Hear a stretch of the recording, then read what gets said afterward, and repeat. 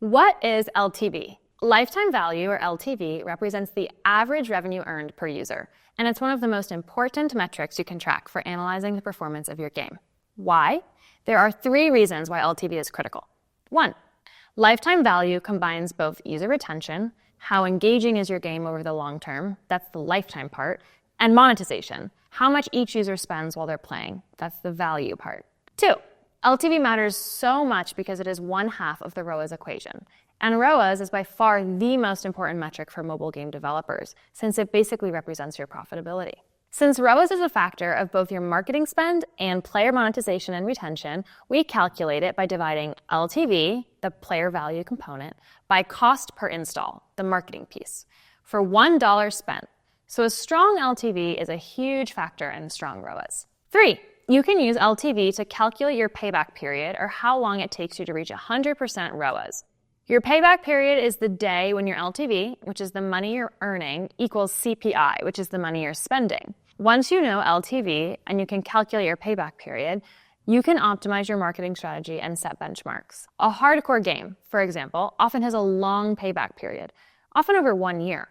Knowing that, you can budget accordingly for how long it will take you to break even. So now we know what LTV is and why it's so important, but how can you actually measure LTV?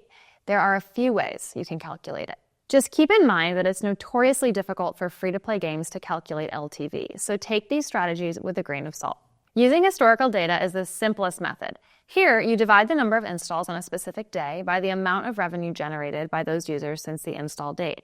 This is 100% reliable for those users, but it's not always the most useful. Since it's looking at past data, it doesn't help game developers looking to understand how ongoing in-game changes affect monetization and retention. Then there's the predictive method, which is more nuanced. It maps out future LTV by taking the 2 variables that make up lifetime value, retention, and ARPDAU.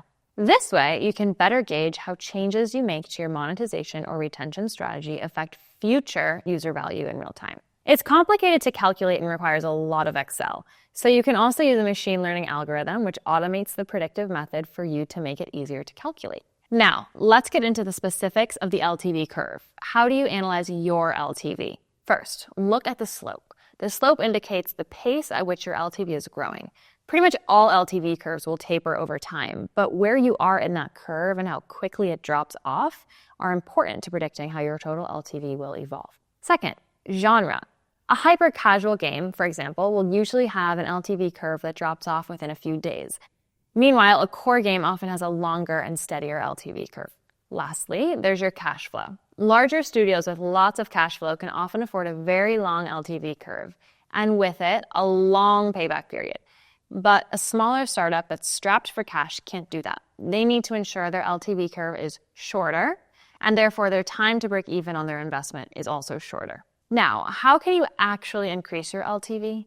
Before we get into strategies, some context. LTV is based on how well you're A, monetizing, and B, retaining your users. If you increase the effectiveness of your monetization, you increase LTV, and the same goes for increasing retention. To increase retention, it's best to focus on a specific retention day.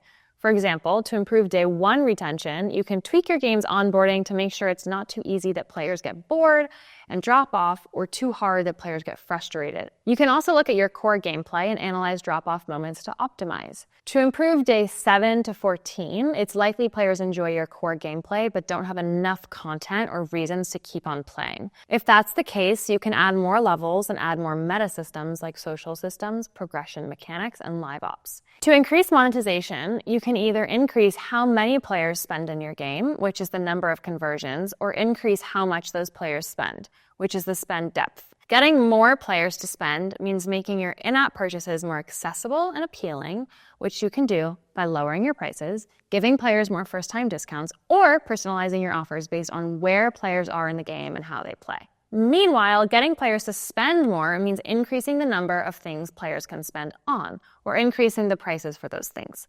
If your game has a resource-based economy, you can tweak either the supply of those resources by making it more difficult for users to get resources, or increasing the demand by making it easier for players to spend resources. For example, you can diminish the supply by doing things like increasing the cost of resources, limiting the number of free resources handed out, or increasing how hard it is to earn resources during gameplay.